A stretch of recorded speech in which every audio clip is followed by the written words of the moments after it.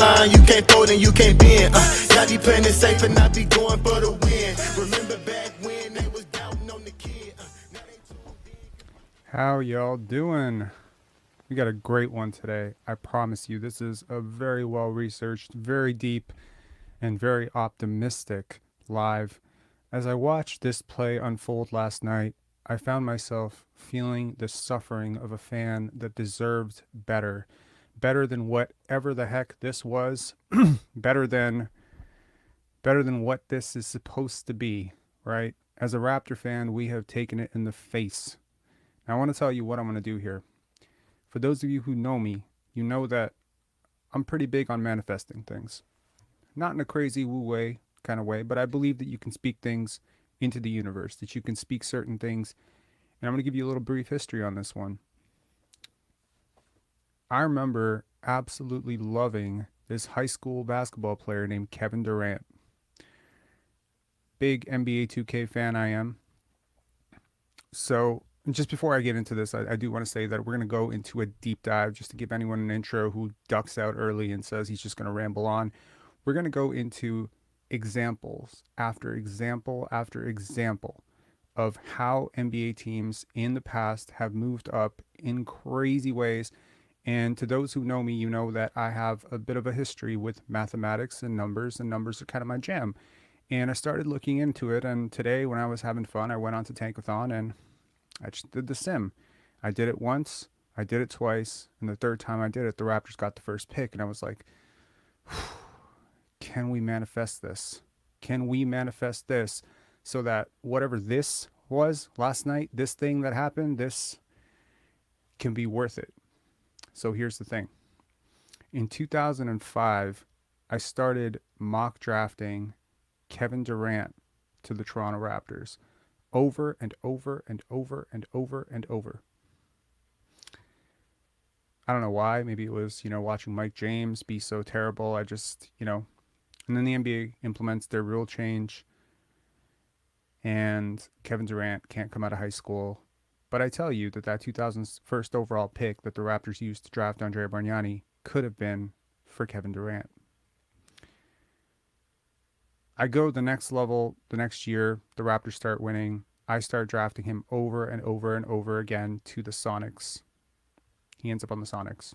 I'm just saying. This is for an entire year on NBA 2K. I kept mocking him to the Sonics. I wanted him to go to the Sonics. I wanted him to play with Ray Allen. I thought it would be a great fit for him. And every time I played my GM, I always made sure that he ended up on the Sonics somehow. And that is where he ended up. In 2008, I did this again with DeMar DeRozan. Loved DeMar DeRozan, saw his Compton High highlight. I was just like, oh my God. And I kept drafting him over and over. And I initially at the time assumed he was a top 5 pick. So I kept drafting him over and over and over again to the Raptors. I have pictures on Facebook of this weirdo created DeMar DeRozan that I had created that does not look anything like DeMar DeRozan, but I assure you it is. The name on the back, and I even asked my friends, I'm like, just let's speak this into existence. And draft night comes and I'm feeling like, oh man, there's no way he's going to fall. And he fell. And I was so happy. Loved DeMar DeRozan. Got to tell you, for a while I didn't do it. I wasn't really playing 2K. I wasn't really buying the games. But then in 2K, around 2018, 2019, I started playing 2K like years ahead. Years and years and years ahead. And so I would download like all the drafts that they had for that time. And obviously they would take whoever was on U16, USA, and then they would mock them up. And there's this one kid, Scotty Barnes. And I really started to like this dude. I thought he was amazing.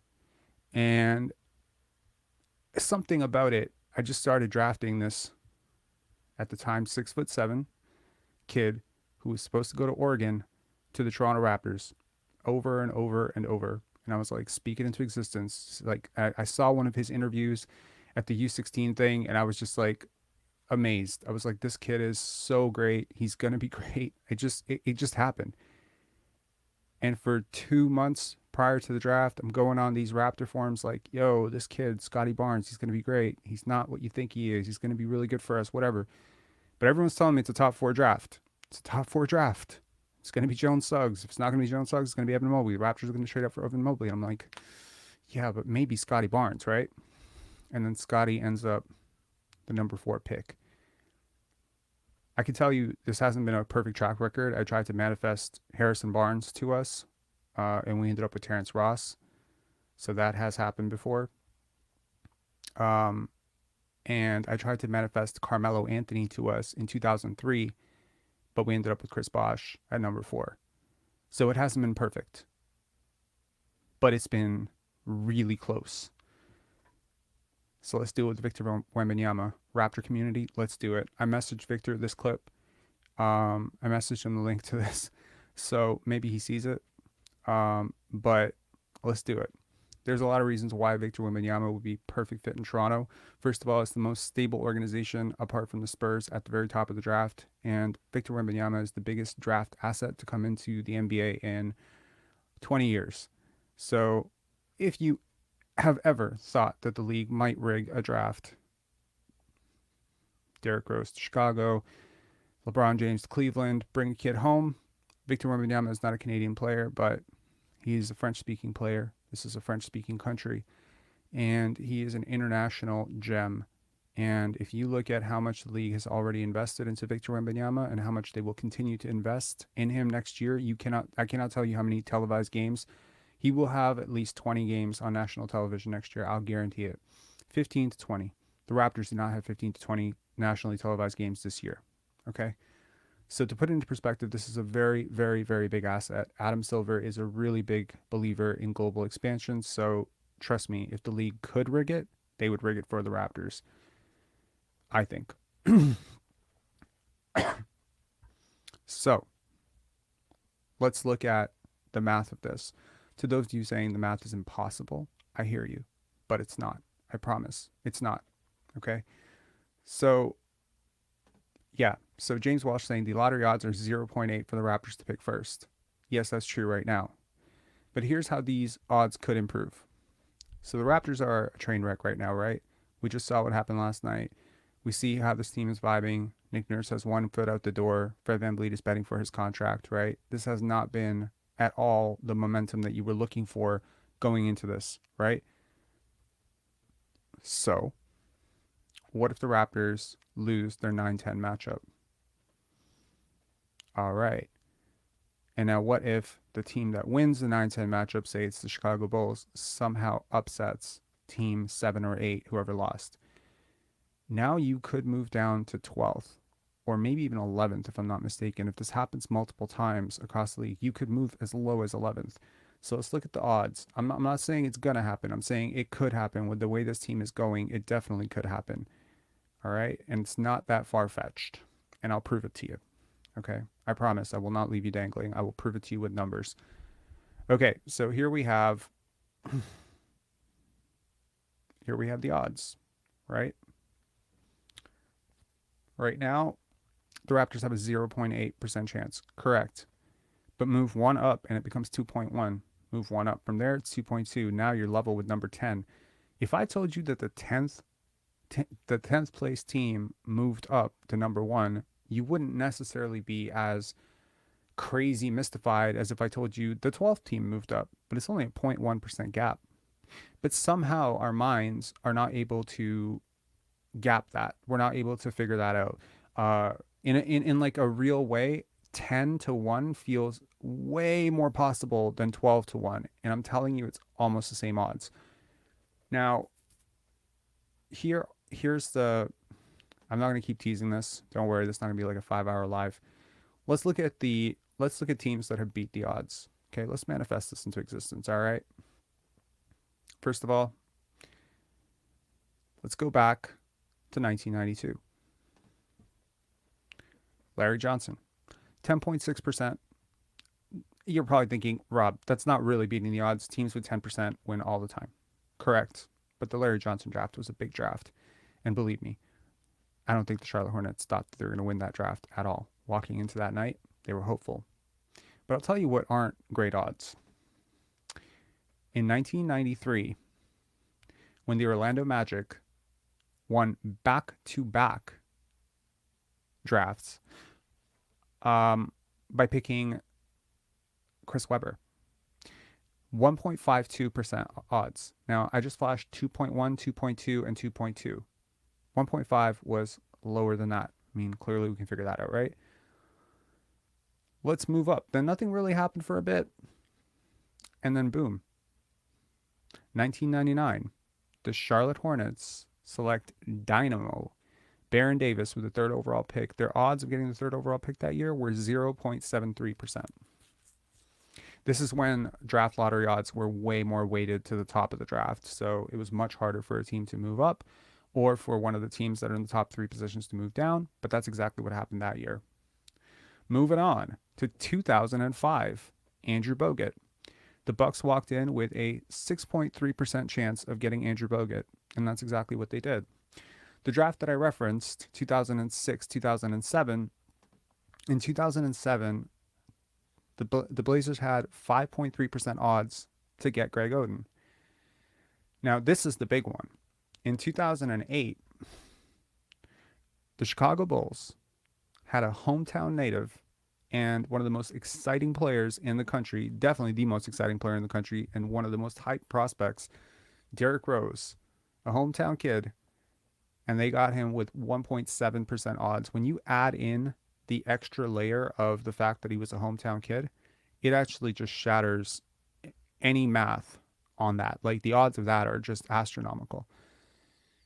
When you consider the fact that the Cleveland Cavaliers drafted LeBron James, even though they had tanked to hell and they were the worst team, the odds of the actual worst team getting the number 1 pick, if you look at it from a perspective of how often it has actually happened, the odds are pretty low. Well, the odds are still 25%, but the chances of it happening or how often it actually happens is rarely surprising. So, moving on, the Cleveland Cavaliers. 2.8% odds to get Kyrie Irving with that second pick. The pick that they had that year turned into Tristan Thompson. The pick that they had from a trade turned into their franchise point guard, Kyrie Irving, who hits that major shot to deliver the first championship in Cleveland Cavaliers history. 2.8% odds. That's not that far away from 2.1 and 2.2, is it? I mean, let's be real, right? And you might be like, okay, Rob, but what about the last 12 years? Well, a lot has happened over the last 12 years as well. Consider this. Now, this is a little bit clearer, hopefully. Did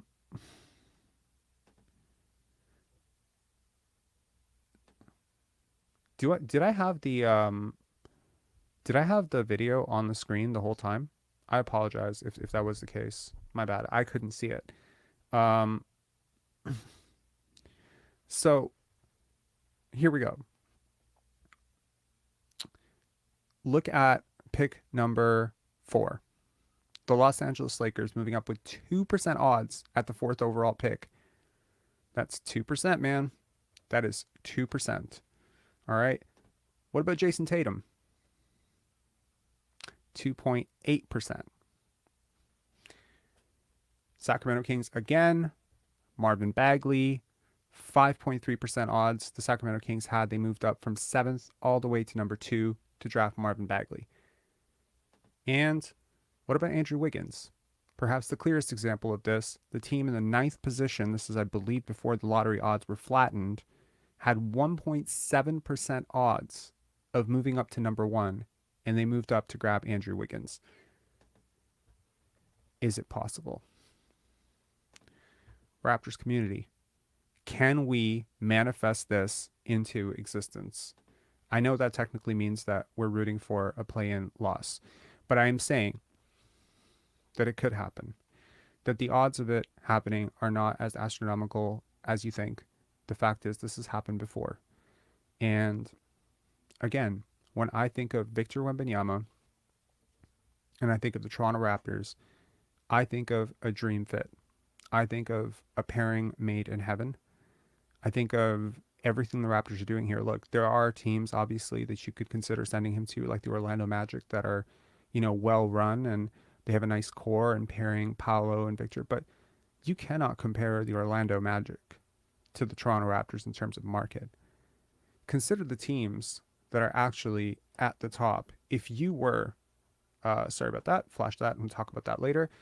If you were actually trying to rig this, would you send them to Portland, Charlotte, San Antonio? Like, look, all the teams at the top are small market teams.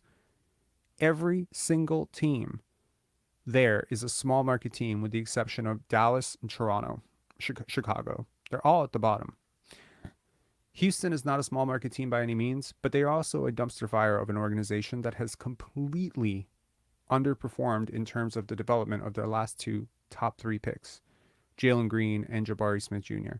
Do you want to risk that organization with its current ownership group and current, everything that they're doing?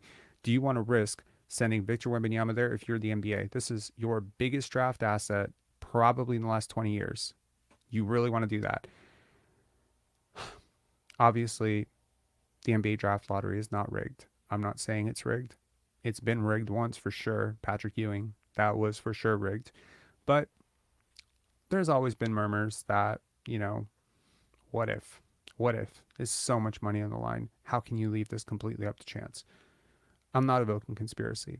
What I am telling you, however, is that the basketball gods do reward sacrifice. If there is one fan base, I don't want to say there's one fan base that suffered. A lot of fan bases that play losing basketball have suffered. But I think for every dribble that Fred VanVleet has taken this year, for every time he has not passed to Scotty Barnes when he was wide open under the basket or in the post, I believe we as a Raptor fan base deserve this. I believe that we as a fan base deserve Victor Wembanyama. I think there would be so much jubilance. I think the league is not stupid. I think the league saw what this fan base did around Kawhi. The hoopla and the fanfare around Wembanyama, the support, the international support, to have the best international prospect of all time on your one international team. Oh, the conspiracy bots would be so out. But I'm saying, dear basketball gods, please make this happen. We as a fan base need this. We deserve it. Let's make it happen, y'all.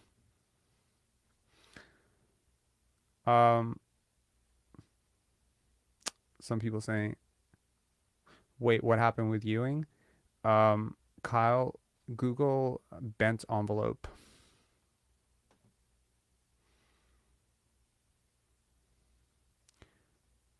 Erica plays, what's up? All right. We're gonna bring on Yorgo to cry about this video.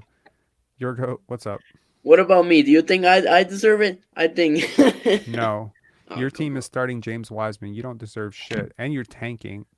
Look, I believe the other thing. The Raptors chose not to tank. If we believe in karma as a collective society, let me extend this beyond Raptor space and Detroit basketball space. If you believe in karma, the Raptors deserve this draft pick because they did the right thing. And it would be a shining example to teams out there that think about tanking that, look, the Raptors doubled down on a flawed core, tried their damnedest, got bounced in the play-in, and look, they ended up with the grand prize. This is a team that actually deserved it because this is a team that's actually good. But well, in my opinion, in terms of us tanking, we were in 7, 8 years of not doing anything in sort of a space where we could be 8th or 9th and 10th for past 9 seasons, and we finally decided to go in a direction, do something different. Which I understand, tanking is not the best. It's not the most exciting thing. Y'all won I understand. 16 games this year. I know, One but of the that's worst teams in yeah. NBA history. But the thing is, as a fan base, I think we deserve electricity to our What was team. Cade? What's Cade? What's Jaden Ivey? What's Jalen Duren? You have, let me put this in perspective for you. You have, like, if I look at the top of the draft, it's basically all Pistons. You have the number 1 pick from 2021. You have the number 2 pick from 2018, which is Marvin Bagley. You have the number 2 pick from 2020, I believe, which is James Wiseman. Yeah, second. You have the number 5 pick, which is Jaden Ivey from last year. You have the number 13. What was Jalen Duren? Number 13? Yeah, 13. How many lottery picks do y'all need? And which of these players is thriving? Jaden Ivey, I could say. He's not thriving. He's scoring buckets in a wasted system. You're patting his numbers, but he's not thriving. He's not top 5 in rookie of the year. He was a top 5 pick. He's not top 5 in rookie of the year, and he's been given the most opportunity of any rookie, like in the league. Mm-hmm. He's not ahead of Benedict Mathurin in this boat. He's not ahead of Jalen Williams. He's not ahead of, in my opinion, he shouldn't be ahead of Keegan Murray. Mm-hmm. And Keegan Murray's played 5th option all year. I like Jaden Ivey. Don't get me wrong. I like Jalen Duren. I feel like you guys should figure out what you're gonna do with your young players first before you screw up another one. Just saying. Yeah, I mean, I understand you because the Pistons have a very, very rich history in ruining young players and making dumb decisions. But Yes. it's like, for me, like, I'm just saying, like, I want, obviously, everyone wants Wembanyama, but it's like, after seeing 2 seasons of 19 wins and 16 wins also, and like 127 losses, like, I. I understand Wembanyama is not going to change things instantly because we have Dwayne Casey and Killian Hayes as a like playing, and Jalen. What? Yeah. I'm banning Killian Hayes from this chat. I don't want to Yeah. hear his name again. That's it. Yeah. No more Yeah. Killian Hayes. Uh-huh. Okay, look. So, Let me put it this way. I have been following Victor Wembanyama, his sister Eve, their entire family is such a cool group of people. I feel the way about, like, I don't want to say like it's exactly like Scotty, but you actually do. You should care about where Wembanyama goes from a basketball perspective, from his mhm. perspective. Losing for a young kid, especially an international kid, Detroit, honestly, is not a great market for an Yeah. international player. I'm, Hmm. I'm just telling you straight up. Of course, I know that. I know Darko that. Milicic went through in Detroit, yo, I'm not saying this is Darko Milicic, but I'm saying like this is not a great market necessarily Yeah. for an international player. I would honestly, if I had to pick, I would prefer he be in Utah, San Antonio, Toronto, San Antonio Chicago. would be good. Yeah, like those are the markets Yeah. for him. Those are the systems for him. And if he ends up in a fucking system like Charlotte, Detroit, I'm gonna cry. I'm Yeah. gonna be very sad for him. And this is more about him. It's Yeah. not about Detroit or Charlotte or anything like that. It's just about him. It's about what's best for him, what's best for his development. And he's a very tall kid. He's 7'5". He loves basketball. He loves to hoop. And in the wrong system, with the wrong coaches, the wrong trainers, I mean, this could be over before it starts. So Hmm. I would like him to be in good hands. Yeah. I definitely agree with you. Like, I would love to see him in a San Antonio, or in a system with the Pacers, or like you said, Toronto. Toronto convinces me. I would like to see him in Toronto. But obviously, as a Pistons fan, you obviously want him. I think every fan base wants him. Is the point I'm trying to make here. Hmm. But and if with the odds, I mean, it's never impossible. You guys could get him. Any other team who's in the lottery can get him. I've seen it before. Some Yeah. examples you said, but Yeah. it would be painful if when I watch the lottery, if I don't see the first pick for Detroit, I'm gonna smash something, like, just as a fan, like that. Like, I'm gonna be so pissed. Like, God damn, I just saw 16 wins this season. We ain't first pick. I'm gonna smash something. I swear. I honestly, I don't want another first pick to go to Detroit. I'm just letting you know. We're just two Yeah. very honest people having a very Hmm. blunt conversation, and I just don't want. I mean, look, Cade could have been so much better somewhere else. I was down on him a little bit, but like not this down. Killian Hayes, I forgot to mention him in your lottery picks because like I didn't want to mention him because I just hate mentioning his name. Me That's too. a lot of lottery picks to waste, man. And y'all traded Sadiq Bey. Oh No, no. I'm done. I'm Oh. done with Detroit That basketball, man. hurts me, man. That Yeah, that I'm that sorry. trade hurted I'm me. sorry to tell you, but Yeah, like I I know mean, it's true. I don't love Dwayne Casey Mm-hmm. necessarily. Like I think he's a decent coach for development, but Hmm. Victor Wembanyama is like basketball savant level. Yeah. Like he's not. He deserves Greg Popovich or whoever we hire to replace Nick Nurse. Anyway, But peace. yeah. All Have right. a good See one, you. man. Hey, let's Have a play good one. chess later so I can beat you. All right. This is why you don't deserve Victor Wembanyama. Oh. Peace. I'm just kidding. To anyone saying I'm being mean to him, don't worry. He's got little brother vibes. Don't worry about it. Like he talks so much shit. He talks so much mad shit about chess. He deserved every second of that. I promise. Is Jay? What's up? Is Jace? What's up? Hey, so How you doing? I was just hearing about what we were saying about the lottery odds and stuff, and I actually had a interesting proposal. I think that would I would hope that Masai would do this. Not like hope, but I'd be willing, like, if this would happen, it would be like kind of fine with me.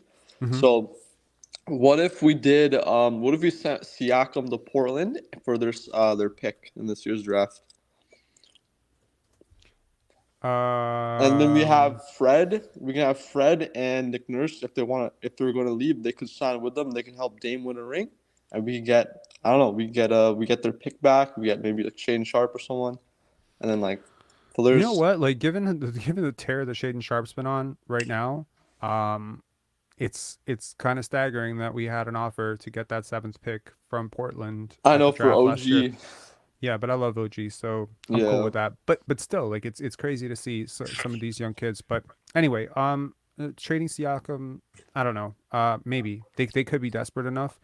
That could be their plan. They could be really just happy with the kids that they have. They could be happy with Jeremy Grant, and Dame Lillard, and maybe he puts some pressure on the organization. They are a smaller market team. They can't really afford for him to demand a trade and then have to rebuild. But maybe I think they could choose. They could choose to go. They could choose to go super young. Anthony Simons, he's a young kid. He's flashed a lot of promise. Shaden Sharp's flashed a lot of promise. They could choose to become one of the most exciting teams. And honestly, I love Portland as a city, a lot. So I wouldn't mind him going to. I wouldn't mind him going to Portland. That would be like on my top 4 destinations for Victor. Yeah. Playing with Dame Honestly, would be kind of like cool. what I was thinking is like I feel like Portland has been making like a lot of like kind of minor, not like minor moves, kind of like just safe moves, right? With trying to keep like people in their core, but trying to keep like people around Dame, trying to help them win and stuff. So it's like I think they need to make a big splash. They need to go either like full young or go full like with Dame and just try to help them win a ring. They need to make like a deciding move, like a. I think they're kind of in like our situation, low key. Who would they have to send back in order to make the Siakam salaries work? Because they don't have cap Um, space. I would say like realistically from like a Raptors like. Nurkic, Jeremy Grant, like I mean, then the move kind of becomes lateral, right?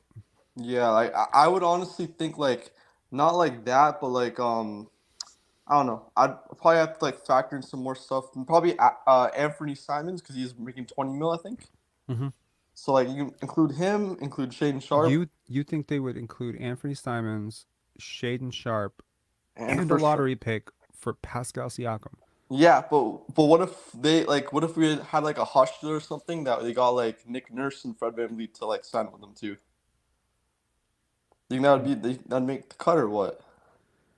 This is like NBA mob edition, like Mafia edition, NBA 2K, Really? right? Yo, We have back two deal. We're, players that have we're, won a we're gonna give you a championship. draft pick in like 2092, 2094. If you just do us a solid, this is not the way the NBA works, man. You're not gonna be able to package Fred VanVleet and Nick Nurse and Pascal Siakam and then just get everything you want from that from them. They're not stupid. I mean, they're a smart front Yeah, office. but They're relatively they smart. need championship experience, though, like 'cause we have championships, we have champion players that are gonna help them, If take them to the promised land. Take Dame to the promised land. He needs it. I know you don't believe what you're saying, but let me tell you something. Daryl Morey once said the league is best when 7 teams are stupid. Um, and I agree with that sentiment. There are usually about 6 or 7 suckers in the NBA all the time, impulsive, dumbass teams.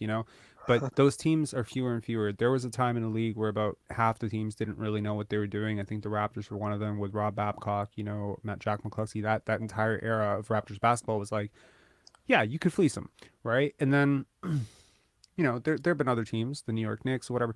There aren't a lot of examples that I can think of currently of absolutely boneheaded front offices. Teams are getting smarter, and yeah, it would become very difficult to convince a team to give up a. I think Shaden Sharp plus a pick for Siakam. If they're super desperate, that might work, but you start adding in Anthony Simons, I think you're Yeah, crazy. I don't Like you'd have understand to add. why do You'd they have to add value him? Why do they value him so high though? who? Anthony Simons, isn't he just like a really good shooter? Like I haven't seen him. Like I've seen some like just highlights of him. He doesn't seem like he's that good like off ball or like defending and stuff. He's not a great He's defender at all, but he he's just he very young. just He's a very dynamic guard, and he's a very good scorer. And scoring and shooting and 3-point shooting gets paid. Cue Duncan Robinson's last contract. Anyways, I suggest you go watch some more Anthony Simons film. I'm not the hugest fan of Anthony Simons. I don't like players who don't defend, but I can definitely respect the offensive greatness of him.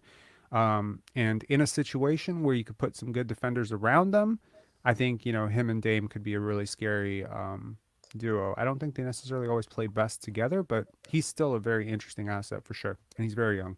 Do you think they would never do that for Siakam? Even if he No. made All NBA or anything? No. No, I don't. And this is me coming off of, Siakam's all right. I want to keep Siakam yesterday. So I'm not hating on Siakam when I say this. I just don't think that he has that kind of value. Yeah. Okay. He also has 1 year left on his contract. I mean, if they really desperately want to sell the farm for him, they could just wait 1 year and sign him in free agency. Anyway, all right. Thanks a lot, Jace. Peace, man. All right. And we have James. James, what's going on, man? How you doing? Oh man, that caller from Detroit was crazy. Oh, your goat. He's 16 years old. Give him a break. Yeah. Yeah. Yeah. No, I don't mean it. No. I'm just kidding. Obviously, Yeah. he like I definitely agree to some extent that he is crazy, and he's definitely still listening. So yeah, your goat, you're nuts. Anyways, what's on your mind? Well, so when I saw that tweet from Michael Grange, I didn't want to believe it at first, but it's not the first time that Messiah has dropped the ball like this. So you're specifically talking about Jeff Doughton Jr. and Michael Grange's tweet today that potentially it looks like the Raptors will not convert Jeff Doughton's contract to a fully guaranteed contract so that he cannot be on the play-in roster. Yeah. The reasoning on this, I believe, now, caveat, Michael Grange is also the same person. I think it's good to remember people's records on predictions. Yeah. He's also the same person who I think a day or two before the 2021 draft said, I'm hearing it's Jalen Suggs for the Raptors. Yeah. As I had a 2-minute heart attack, I was like, oh no. And then I remembered it's Michael Grange. It doesn't matter what he says. I'm going to stick to my guns. It's going to be Scotty. But yeah, like I think if they don't convert him, it's probably because they believe that in the play-in situation, unless there's disastrous injuries or something, that they are probably going with an 8-man rotation, and Jeff is probably outside that 8-man rotation. So that might be the thinking, that there's really no need to panic on it. This also to me means that they must really like Joe Wieskamp, because it's a very easy waive if they want to waive Joe Wieskamp. But if they like him for whatever reason, there's an Iowa connection. I referenced it in the video with Joe Wieskamp, Nick Nurse, Nate Bjorkgren, whatever. I'm not saying that's necessarily the only reason, but it could be a reason. They maybe don't want to get rid of Delano Banton because he's a younger player. They maybe still see some upside in him. It's really going to be, it had to be Joe Wieskamp, Will Barton, or who else? Like, who else can you waive? Delano Banton. You can't waive Ron Harper Jr. I'm sure they would waive him easy, but he's on a 2-way as well. So in terms of your actual roster, like, I mean, you want to know who I would waive? Can you guess? Barton. I would waive him, yeah. But if I couldn't waive him, I'd waive Fred. Okay. I'm joking, obviously. I'm actually not even joking. I would totally do it. I would be the first GM in the world to get fired after like midway through a trade call. Like, just be like, league office, I would like to waive. Hello, you're fired. Yeah, but I just sent him a card, and it would say 50 reasons why.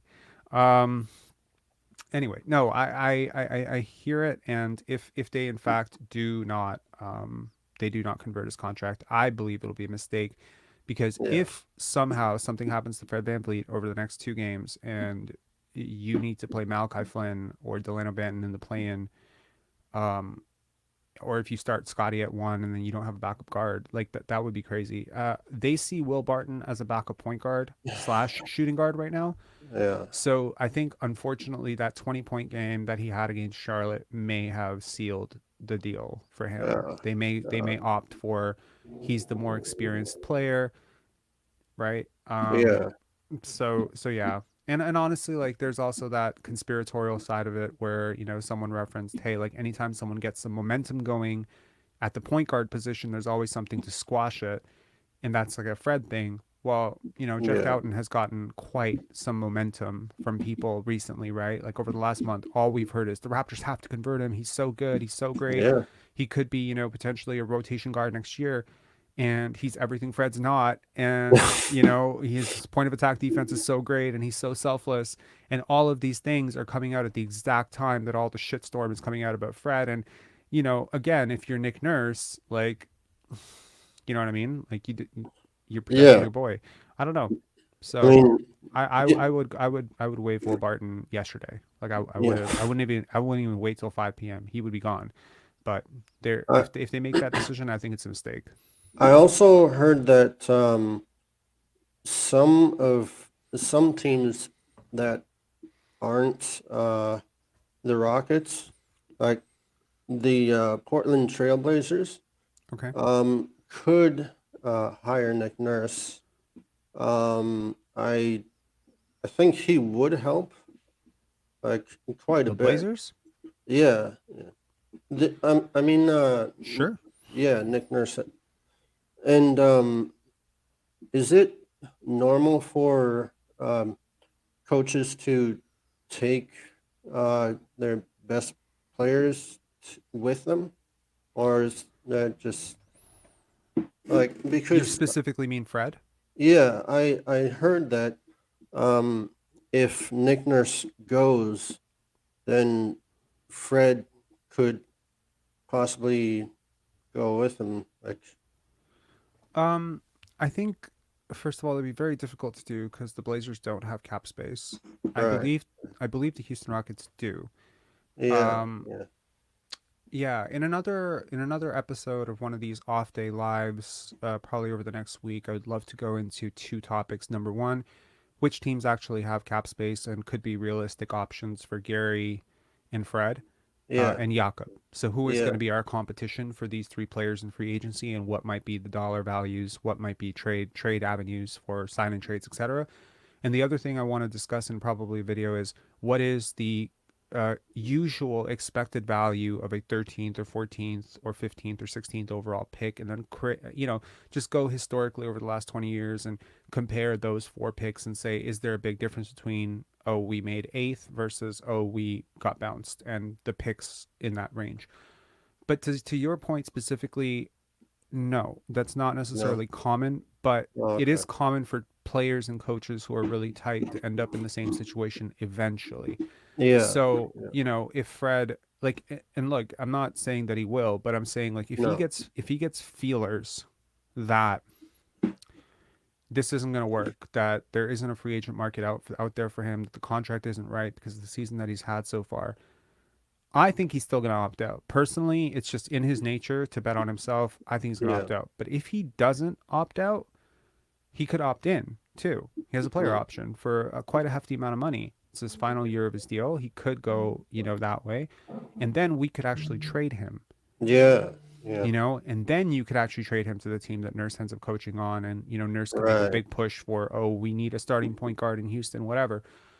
But again, I don't see the sense in that. No. At his age, 29, I don't see like doing like with no insurance, because a player option is insurance. That's what people don't realize. Oh, okay. Yeah. When you sign a 2+1 or a 3+1, it's a player option. It's insurance for you. When you sign a 2+1 and it's team option, it's insurance for the team.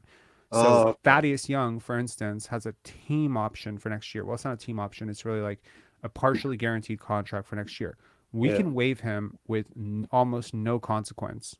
And Huh. that was protection for us. We overpaid him in year one to Yeah. offer ourselves some protection on year two in case he had a massive decline, which he has, and he has not been useful.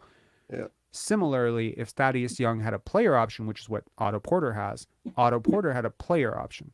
That's Yeah. protection for him. Oh, So he's okay. only played 8 games this year. So Yeah. now he has a player option, which means if he doesn't see that there's a market for him, given that he only played 8 games this year and he may not be healthy, he can come back and just opt in on that player option, then play the 1 year out and just bet on himself as well. So I don't know. I think, Nurse in Portland makes sense. To me, Yeah. that makes a lot of sense.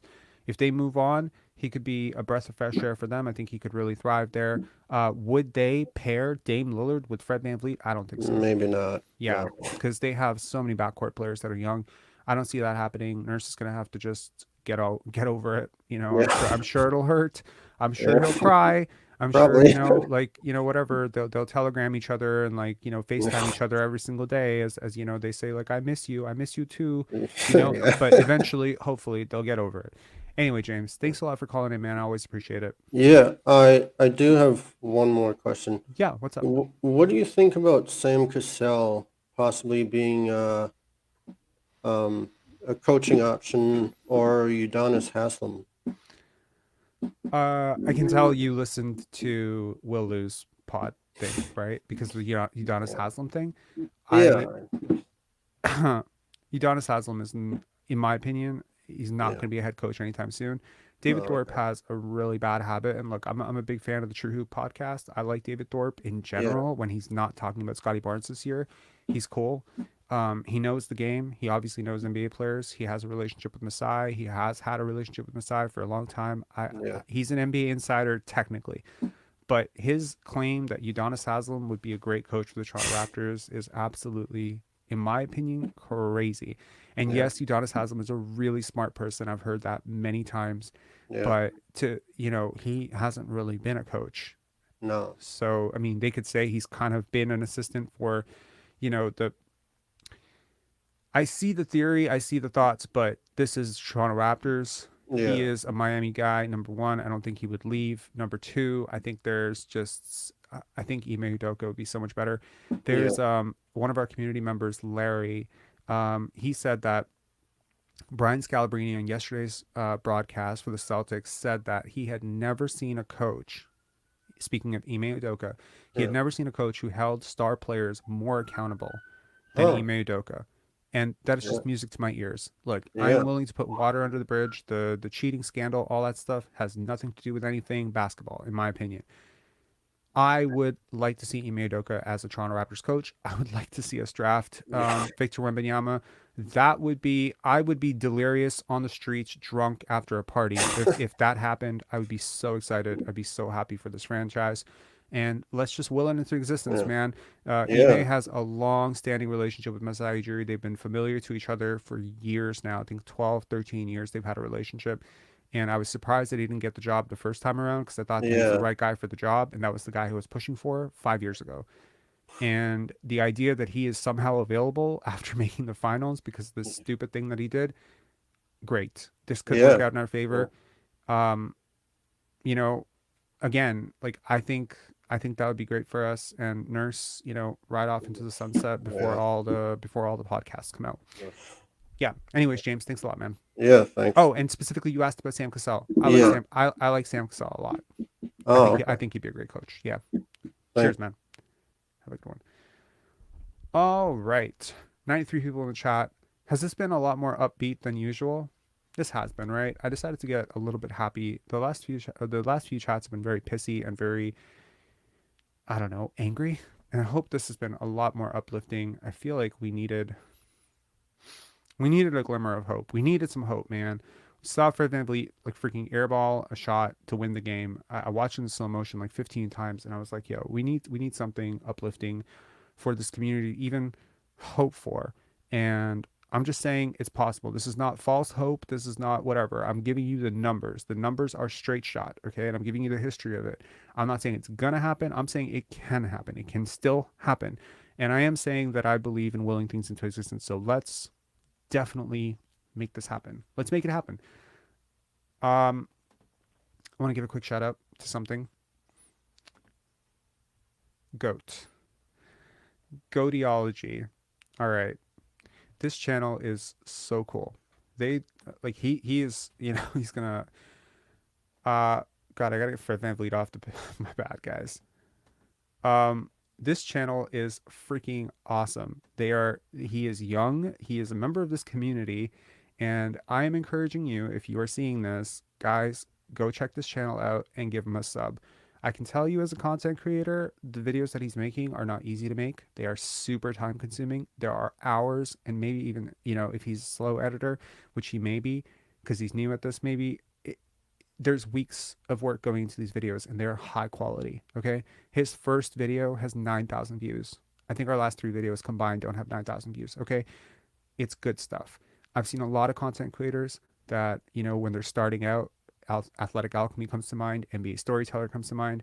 I think you should be excited that there is a YouTuber in the Raptor space that is making great content. I cannot suggest you going to this channel and subscribing. Hidden agenda here. It's not a hidden agenda at all. It takes 1,000 subscribers before YouTube allows you to monetize videos. Now, I'm convinced that this guy would get to 1,000 subscribers without me doing anything. But if I can do anything to push it a little bit sooner, I think it'll help. And I think these videos need to get out. The last video that he did, the entire NBA season in 8 minutes, it's so well done. It's so well done. It gives you the entire snapshot of everything that happened from Dylan Brooks to Donovan Mitchell to the Sacramento Kings. It's so well composed.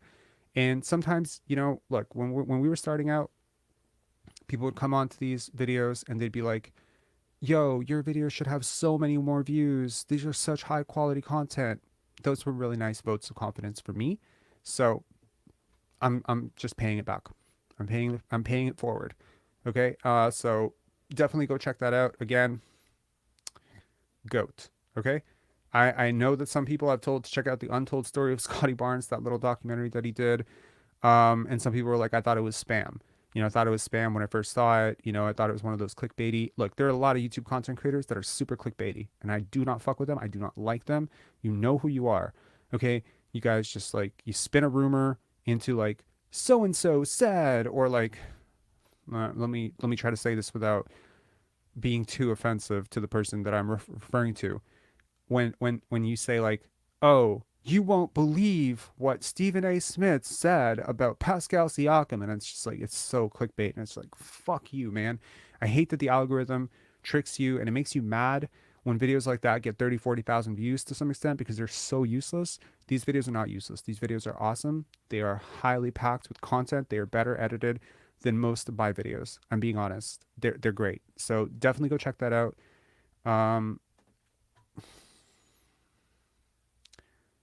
That's dope. That's dope, man. That's amazing. I'm glad. Okay, that's amazing. 132? That's great. Okay, it's working. We made a community post about it. Let's see if we can get them up to 200. Let's make a goal. Guys, we have 101 people. I have no idea how many people are going to watch this video by the end of it. Can we make a goal? Can we get can we get GOAT to 1,000 subscribers by the play-in? Is that possible? Can we explode this channel that much? I'm positive we can. Yo, subscribing to a channel is free. You are getting quality content into your inbox. Get this guy up to 1,000 subscribers by the play-in. Let's do it. Next week, let's get him to 1,000 subscribers. That would be amazing. Imagine what we can do for one of our own, because he's a member of this community, yo. He's in these lives. He's in these lives. It's one of you. It's one of me. Okay? It's one of us. So go support someone making awesome content. Go do that. Second, little shout out. I wish I had a graphic for it. I'm so sorry. It's another one of our community members, Sean Stevenson. Concert for the High Cats happening in Hamilton. Check out the High Cats on Instagram for details. HI-Cats. High Cats. Awesome content. If you're into rap music, if you're into supporting local artists, definitely check that out. I wish I had a graphic for it. I'm so sorry, Sean. I don't have a graphic for it. Third and final thing that I want to give a shout out to is our sponsor, Queensway Automotive Group, for supporting this channel, and for allowing us to support other people. I mean, for allowing me to eat. I don't know. I'm just kidding. I'm not going to go that far and say it's the reason I can eat, but it does help. Honestly, you guys are awesome. You guys watch these videos. You give super chats. Every month I see the revenue from this channel grow and grow and grow. And I got to be honest, I'm not putting my everything into this channel right now. I have a lot on my plate. There's an editing project. There's pen dance coming up. But I will put more and more effort into this. Trust me, I'm getting faster and faster at editing. There's so many videos that I want to make. The Jeff Doughton thing is still on the burner. My Kevin Durant documentary is so old. There's 7 videos just sitting there, and they're either stale, they're too old now, they're irrelevant. It sucks. And I wish I could go back this year and map out a better content calendar. I'll get better at this. I promise. These videos are going to be better. The lives are going to be better. I promise. Everything's going to get restructured next year. But a really big part of that is Queensway Automotive Group helping us out with the sponsorship, generously helping us out. And so definitely check them out if you need a car, if you're looking to sell a car, buy a car, you're looking for information on cars, whatever car you need in the GTA, there are a bunch of young entrepreneurs, new Canadians or second, third generation Canadians. So yeah, support the hustle, support the grind. All right. All right, all right, all right, all right. Okay.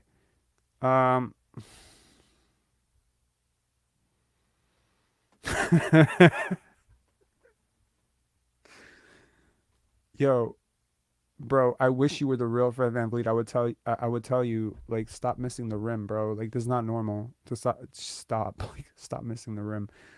Um, yes, we can. Yes, we can. Yes, we can. Yes, we can. Hold on. Am I quoting Barack Obama? Yes, we can. Oh my God. Quoting Barack Obama. All right, let's do it. Yes, we can. All right. Yes, we can. We can do it. We can do it. Make it happen, yo. I believe. I honestly, I believe it. I believe in putting shit out into the universe. I believe that like you can manifest shit. Like there's a lot of people out there who believe this to be true, and I definitely believe it. So power of positivity, the power of manifesting, totally real. So let's just manifest it. Victor Wembanyama, Toronto Raptors. It makes sense economically, financially, culturally. It makes sense completely across the board. It's good for business, as like Vince McMahon would say. It's good for business, right? So, James, did you fail math? Yes, we can, bro. Also, I caught the shit you were talking. You said you could beat me in chess. I played a 15-50 the other day, my friend. A 98% accuracy game or 97% accuracy game. I doubt you could beat me, but if you can, great. Don't duck me in chess. You know what you are? You're like Fred VanVleet puffing up to like Dame Lillard saying, "Don't duck me." Like this is exactly the gap between us. You are the Fred VanVleet of chess. All right.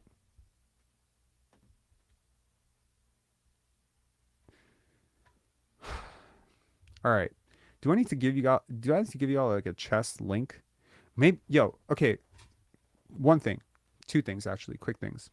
We're still under an hour, which is great. It's good. We've been going 4 hours a lot lately. One, if we did spaces on Twitter, I ended up on Twitter today and doing spaces. I ended up in space. I don't know what space. It was stats and facts. There's a podcast, Stats and Facts, and I ended up in a Twitter space. And I was like, yo, this is so awesome. I've heard about Twitter spaces. Should Pensar Basketball do a Twitter space? Is that a thing?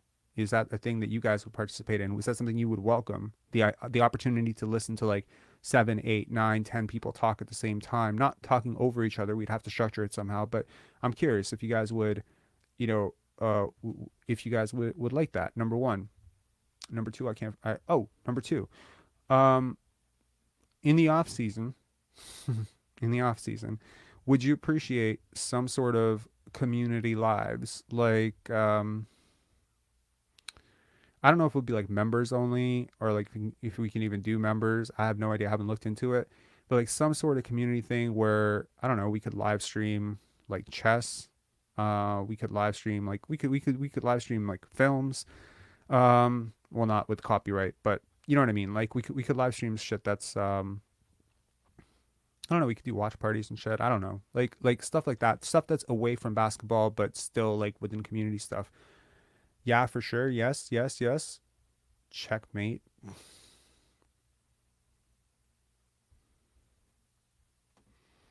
Appreciate the support, man, but I don't think.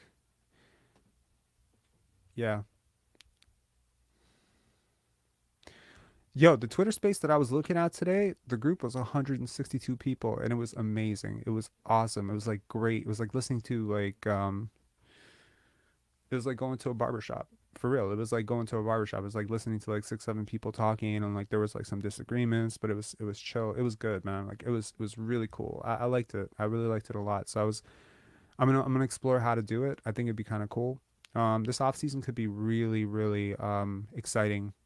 As a Raptor fan, there's obviously going to be a lot to discuss. This guy's going to get traded. That guy's going to be traded. There's so much as a Raptor fan, and if you're a content creator, obviously you want instability to some extent. You want like this could happen, that could happen, right? Like if you're in the content creation space, like you want I don't want to say turbulence, but you want some level of uncertainty, like who are you going to draft? You know what I mean? Like it's harder to get people excited with the draft if you got the 28th pick. You know what I mean? But like the 14th, 15th pick can still be something to talk about a lot, right? There can be content from that. So accept the request, Rob. I all sent you a message in the inbox. Is what inbox? Is it Pensire basketball? Like we don't have an inbox. Is it this private chat? What inbox? Chess.com?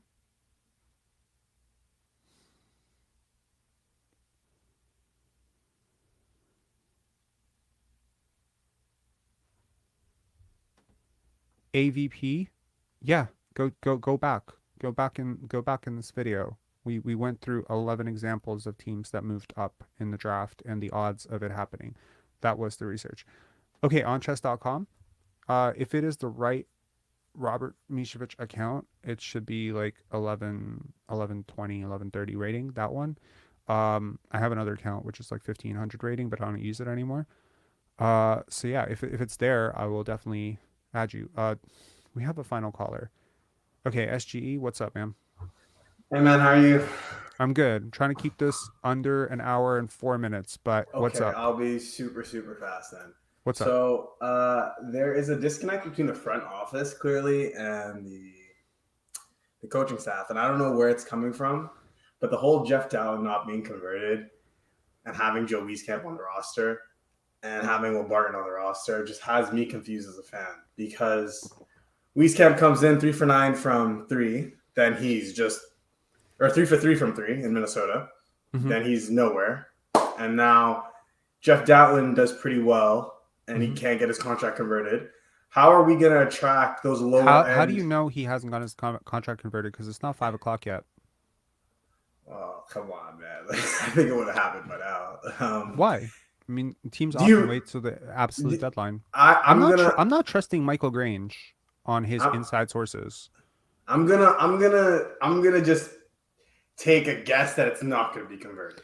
I have a feeling it's not going to be converted either. And honestly, I already messaged Jeff and I was like, yo, bro, honestly, you're going to be like a star somewhere. Like, not a star, but what the fuck did I say? I said, I wouldn't be surprised to see you getting major rotation minutes somewhere. I feel the same way about Justin Champagny. I support these. But what do these guys have to do to get run? So who is it? Is it Nick Nurse entirely? No, it's not him entirely. It's Bobby Webster. It's Dan Tolzman, Masai Ujiri. But obviously, if your coach, who is ultimately going to have the final decision on who's going to play, is telling you, I'm not going to play this guy, right, in these situations. Like, they could look at it matchup related too, right? Mm-hmm. So Jeff Dowd got a lot of run against Detroit. Okay. Care to guess why? Because it's a young team? No. Like, he's young. Like, why? Jaden Ivey. He's the only player on the team who could possibly even remotely stay in front of him. Okay, that I could see that, and I even remember Killian Hayes getting shut down by Delano when he played in December. But what I really want to like get into is, okay, if that's the case, what happened? Because I don't know what happens in this regard. Like, when Masai tells Nick, "Hey, play this guy," and then he sees that he doesn't play that guy. Wouldn't you just be shooting your job security in the foot there? Like, but why do you assume? I'm just curious. Why are you under the assumption that Masai Ujiri tells Nick Nurse who to play? I don't know. Do you think wouldn't that just be natural? Like, no, he's my boss and I'm his employee. No, that's not the way Masai works. That's not the way he's worked ever. He didn't work that way in 2011. He didn't work that way in 2013. He didn't work that way in 2018. He has a very healthy approach to leadership, which is, I put you in a position to do a job. You do the job. If you don't do the job, I fire you. Okay? He's not a meddler. If you remember, I don't know how old you are. Are you in your 30s? 27, Okay, so 27. you were unfortunately, or you're fortunately too young to remember Richard Petty days. Okay, all right. Richard Petty was the biggest meddler that I can think of ever in Raptors history. He meddled in everything. Vivek Ranadive with the Sacramento Kings. Oh, I know about that one. I know about is that a one. meddler, right? James Dolan has had to learn how to not fucking meddle. Look, Mark Cuban has had to learn how to not meddle. There are a lot of, egotistical bosses in the NBA that insist on putting their hands in the pie. The truth is, if you do your job when you hire people, you don't have to consistently micromanage them on how to do their job. And Nick Nurse, for better or worse, has, to borrow a term from Fred VanVleet, for better or for worse, when he said Scotty has the ball, for better or for worse, well, Nick Nurse, for better or for worse, has earned the right to make coaching decisions on a roster that he is coaching. You don't get to tell Nick Nurse what to do. He's not he's not a rookie head coach. I was listening to the Bill Simmons. I actually enjoy Bill Simmons podcast. I was listening to it with Ryan Russillo, and Bill Simmons made a comment. And I'm like, I think that's what happened. He said, "Do you think the problem is he won a championship and now he gets to say I won a championship? Fuck off for every decision."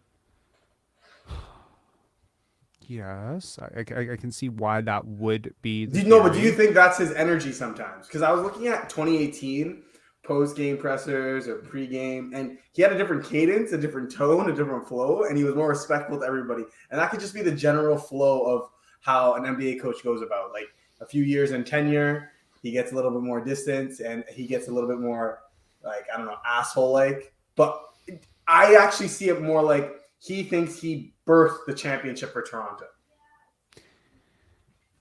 Do you remember? Do you remember the quote, ironically, from Brian Scalabrine, who I've already mentioned in the chat in this live already, in reference to another thing? Do you remember after the championship, he said, in 30 years, I'm going to tell my kids that I was MVP or something? Yeah. Do you remember that quote? Yeah.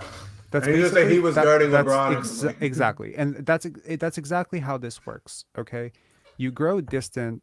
Okay, so this is actually like shit. We're at 1 hour and 3 minutes, but I think this is worth saying. Okay. Every single memory that you have is only as accurate as the last time you had it. Are you aware of this? No, but you know what? I see it. Okay. Do you remember when you were 5 years old? First of all, are you comfortable like me calling you SGE, or are you do you have a name? No, my name is Sam. Sam. Okay, great. Yeah. So Sam, do you remember being 5 years old? Briefly, yeah. Okay. Why do you remember being 5 years old? For just like moments with my parents or big events. Like I don't remember actually being 5, but those moments. Yeah. Okay. Do you have pictures from when you were 5? I'm assuming your parents took pictures of you. Yeah, I have like a few. Did you go to Disney World? No.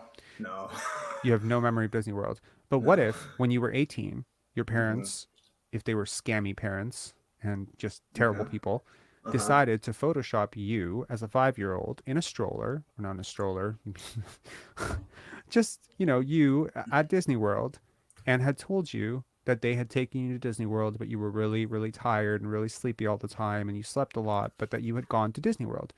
You would walk through the rest of your life with concrete memories of Disney World. You would have built a facade around this idea that you went to Disney World, and you would pass a lie detector test that you had actually gone to Disney World. The lie detector said, "Have you been to Disney World, Sam?" And you said yes. You would pass that lie detector test, even though you had never been to Disney World. Why? Because you had filled in the gaps. That's how our minds work. This is neuroscience. So when I say that egotistical people have a tendency to overestimate their impact, I'm not kidding. So when Fred VanVleet, Nick Nurse, Pascal Siakam think about that championship, the people who have gone away become less and less significant with each passing year, because they are less and less remembered each passing year. And so now we think about Fred VanVleet for the finals vote, which is why I'm so hell-bent on always bringing up that Philly series. Hubie fucked that up. Yes, he did. So when I say, like, Fred VanVleet, the ego that he's built up, he has built up the ego of a person who has a finals MVP vote. He has told himself over and over and over again that he had a finals MVP vote. 90% of his bravado comes from that All-Star berth and that Finals MVP vote. The reality of it is, didn't deserve the Finals MVP vote at all. That was ridiculous. And number two, that All-Star berth was by padding up stats against terrible teams. That is the reality of it. But that is not the one that he remembers or most fans remember. And so as we become further and further distanced from an event, we can gloss over certain things that don't necessarily agree with the outcome. So Oh my God, yeah. Nick Nurse today does not remember Game 2 Milwaukee post game, but he will. When the podcasts come out, he will. I keep threatening about this. One day it's going to come out. Don't worry. Yeah, we always said like 6 years from now, man, everything about this year will come out. Oh yeah. So when the reality of it surfaces, right? Then we can recreate what actually happened and compare it to what actually happened versus what we believed happened the whole time, right? But for now, the people who are creating that reality are the media in conjunction with Nick, Fred, Pascal. Those are the darlings. So, Scotty okay, doesn't really mess with the we're the media, right? children. Yeah, so they're able to rewrite the story of how big a part of this they really were. Nick Nurse is the first coach, I mean, that I can think of, the first time head coach who won an NBA championship. That's his legacy now. That's in the record books. His name is next to that championship ring. He has a championship ring. He can, if you remember this, it's a very interesting thing. When Dwayne Casey, I believe, when he got swept, do you know what he wore to the presser? Do you remember this? No. He wore his championship ring from the Mavericks. He won a championship ring as an assistant coach of the Mavericks, and he wore that championship ring to the press conference after he got swept. If people remember that in the chat, let me know. What is that? Okay, that's clearly someone trying to defend themselves without trying to defend themselves. No, but that's a self-soothing thing, because he has to remind himself in that moment, yes, I got swept in this moment, but I also have a championship ring. This is why championships are so fundamentally important to people's psychology, and that's why, guys like Charles Barkley are teased for it relentlessly for never winning one forever and ever and ever. And a large part of that is because of this legacy element of, I competed, I got it, I'm done, So does Nick Nurse carry himself like an absolute prick? Yes, he does. But he also has a coach of the year, an NBA championship, a book out. Like, he has there are some people out there where no matter how much success they have, they always stay humble. Yeah. For whatever reason. Steve They're Kerr. so Kerr. insane. You think Steve Kerr? Nah, I don't know about that. I mean, if you're comparing him to Nick Nurse, like, holy. I'm trying to think of like who's a great example of like ultimate humility. Budenholzer? Eric Spoelstra strikes me as an ultimately humble human being. Started in the video room, he has that sort of. Masai Ujiri has a great deal of gravitas and confidence to himself, but he does have a lot of humility as well. I think there are people out there who they stay grounded. Yeah, I think Scotty's like that, to be honest. I think Jakob Poeltl's like that. I think there's you're understating that. Jakob is a professional's professional. For sure. Yeah, so I think there are certain people out there that just allow themselves to get gassed up, and then, once they achieve the resume and the status and the ring, now they're like, okay, well, I've always been this sort of puffy egomaniac, and now I can actually just walk like it and no one can tell me shit. And so I'm going to act like an asshole. Like, you consider Fred VanVleet the same way, right? Look at his pressers when he was, when he started out, versus look at the private conversations he was having, for the documentary Undrafted. Completely different person. He had to play nice in the media. Now he doesn't have to play nice in the media, but now we're ripping him every single day. So now he plays nice in the media again. See what I mean? Like, it's just kind of like, you know what I mean? Like, people change by the situation. I'm not really a fan of people who change by the situation, but not to get too deep into Fred. Yes, I agree with your Nick Nurse take. And I also agree with, the Jeff Doughton thing. I hope they convert him, but if they don't, we got 20 minutes. We'll find out. All right. Have a good one, man. Cheers. See ya. Okay, and we have Coach Mo. Okay, I promise you guys, 90 minutes and we're tapping out, okay? This is like, okay. Coach Mo, You got exactly 19 minutes and 30 seconds. All right. What's up? We all knew you were lying when you said an hour. We all know. I tried so. You keep fibbing. Your I nose. tried so hard. Your Yo, nose I wouldn't tried. fit in the room. Your nose wouldn't fit in the room if you were Pinocchio. I tried so hard, man. I tried, but people get so interesting and they get so deep, and then I want to talk about this one thing. But yeah, what's up, man? First of all, I remember Casey wearing the ring. I thought that was hilarious. Me too. I want to talk about the Nurse situation a little bit more. Okay. I think because I was thinking about it, listening to you talk, and it's the amount of teammates. Like, how do I put this? You're on the clock. A lot of people are upset with the product. A lot of people are upset with the coaching. A lot of people are upset with the leadership. A lot of people are upset with the front office. Sure. Masai this summer, I don't think he can get away with assessment, more information. That ain't gonna happen this summer. That will not fly. I think what happened this year and the excitement we had, there has to be a fall guy for this. Like, and I'm not necessarily a fan of fall guys, but this year, I don't think you need a fall guy, bro. I think it's pretty clear who this is on. I understand, and I also think the way Nurse has played favorites, like, I don't know if any other coach has played favorites more than the combination of Nurse and Fred. Like that is like blatant. Like the owner's son is VP, and he's like, what's that movie? What's that movie with Tommy Boy? I don't know Tommy Boy. Oh wow, for a guy who's a movie guy, that. Yo, I also admit I never watched Star Wars, so I haven't watched Star Wars either. I'm clearly weird. Star Wars is usually passed down from parent to child. Is it? Yeah, it's like kids our age, or people our age, like mid-30s, if they love like, AC/DC or the Beatles or whatever, that's kind of even passed down. Like, you fuck with AC/DC and the Beatles?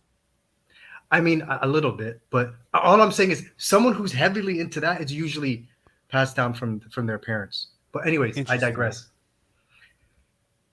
I think the front office has a lot of apologies to make. Like if Trent is going to stay, I think yeah. To the players. The unfairness of this team is mind-boggling. It's mind-boggling. If you watch Fred do whatever he wants, and he gets to end fourth quarters regardless of his defense, regardless of his shot selection, regardless of how he's playing, regardless of the guy he's guarding is lighting us up, he gets to play.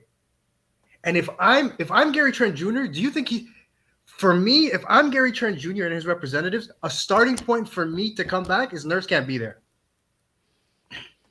Yo, I just want to put this on the screen as you're talking. Like, if I'm Gary Trent Jr., I'm not coming back if Nurse is on the team. If Nurse is coaching this, I can't put my future in this guy's hands. I can't do it. I can't. You think Downton likes playing for Nurse? You think, like, look, I'm not even gonna pretend that I know what Jeff Doughton wants or likes. You think Flynn likes playing for Nurse? You think he definitely does not. That what's it called? Batten? You think Batten's a big fan? You think Achua's a big fan? Like, my point is this: with Nurse and Fred, if you keep them, there's so much animosity, I think, built up deep inside for those specific two guys that it's so much easier to just get those two guys off this team than to like have all these one-on-one conversations to smooth it over. You know what I mean? Yeah. Right? Look, they'll have exit interviews. They'll have team meetings. They will. For any further discussion on this, I think let's save it for, when they inevitably tap out tomorrow. Because I'm sure, we're going to have plenty of shit to say tomorrow. I wanted this live to be positive, Coach Mo. Oh, by the way. I was listening to you and Vince. I don't think Mobley is better. I don't think Mobley necessarily is better right now individually in a vacuum. I don't. What I do think though is he is put in a better position to succeed with his skill set. Yeah. Defense, rebounding, right? Mm-hmm. He's not necessarily an offensive one-on-one player, so they don't ask him to do that. I think he's just in a better position to succeed and highlight his attributes. Same with Franz. I think Barnes is fighting an uphill battle, right? Where those guys are not swimming against the current. Look, if I had to do a redraft of the 2021 draft, I'd I still still go- take I still take Scotty 1. Okay, that's just me. Some people might disagree, and I'm not gonna hate on those people. I'm not gonna yell at people who want Franz or Mobley. I think those are two very good players, very rational. I just think eventually you'll be wrong on those, but right now you would look pretty smart. Josh Giddey's just outside of that for me, but other than that, like no, nobody. Another thing you talked about, holding the media accountable. I agree. But one thing that rubbed me the wrong way was, and I think you mentioned it. So Nurse, he said what he said about his future, and no one really interrogated him or pressured him to say those things. He just said them. I think the next game, someone asked him a question, and boy, did he shut that down so fast. You guys asked me for 3 games. It's like, dude, 3 games hasn't even happened yet. Since Yeah, he we said mentioned that. that was a total lie. It was 100% And I'm lie. just like, He lied about you it. can't question these people. These people are God. No, but see, here's the thing: the reporter who he shut down, she did question it, and she went viral with that, or as viral as you can go with Okay, a yeah, situation like this. So, And then that's the reason you've heard of it, and that's the reason we've talked about it twice on this show. And that to me is like, look, when I talk about my trigger of gaslighting, people who make me uncomfortable are gaslighters, and they're people who do it all the time. And again, I'm very prone to being gullible, so I have to protect myself against people who are very manipulative. And so people who strike me as very manipulative, they trigger like a red flag in me. And when I listen to somebody lie, like bullface lie, it was a blatant lie. like it's so easily provable, bro. Like we Yeah, have 3 the games. footage. How? When this is the second game since you said it. Yeah. Right. So people like that, like, cause obviously like there was backlash, 100% backlash on that. People were like, everyone ripped him for it. And now It's like dictatorship. It's like China. It's like we can't even question anything you say. Like, right. And that's the problem, right? Because look, yo, to anyone out there who wants a perfect film about this season, there is a film. It's called Varsity Blues. Have you with watched Shaq, it? Shaq and Penny. Nope. Varsity not- Blues with Angelina Jolie's dad. Has Oh, anyone okay, I seen know who that Varsity is. Blues? It's a football movie. It's about this coach. It has Paul I'm Walker thinking in of it another as one, yeah. well as James Vanderbeek. But it's a decent. I mean, it's not like art. I always call it art. It's popcorn. It's a popcorn film. But it's about this coach who has this insane legacy that no one can question. And there is this complete corruption within the organization. And I swear, if there was one movie I would want us to watch as a community, or like, kind of like stream it together, it would be that movie. Because, yo, like, to anyone who hasn't seen it, basically, like,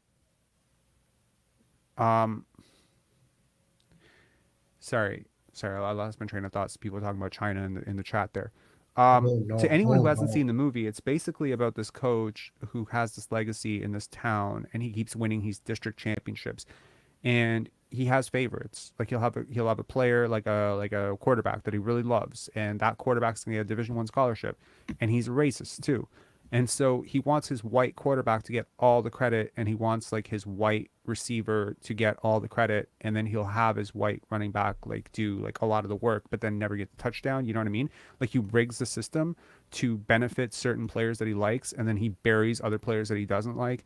And then it's revealed that he's doing something very unethical, and there's like this backup quarterback who after an injury has to stand up to him.